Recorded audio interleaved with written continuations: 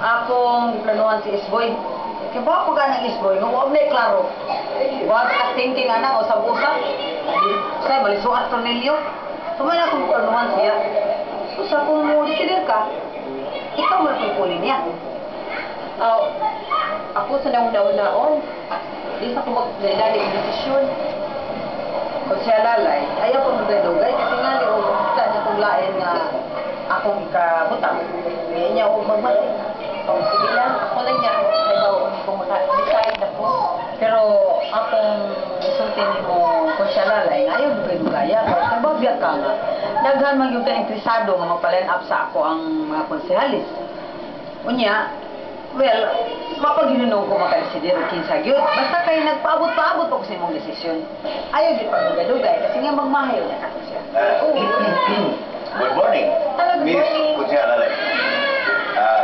Good morning, Miss Beautiful Kutsya Marsita Cabano. Our very most beautiful councilor of Barangay Limumbu. This is for you. Flower. Flower? What does it mean, Kutsihan Jigoy? What is the occasion nga? Kung naman ang Valentine's Day. Iyan noon, hapit na ang Semana Santa. Para asa man sa Pastos Pagkabanhaw? No. Again, that's for you. Fresh flowers. Mahal kayo kong palitan. Kutsya Marsita, Miss Beautiful, I mean. Yeah. I would like to invite you for a cup of coffee. A very romantic place.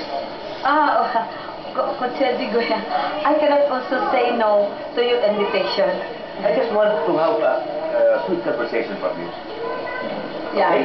Are you okay? Yes, as I said, I cannot say no to your invitation. Well, Okay. saya tundugayan.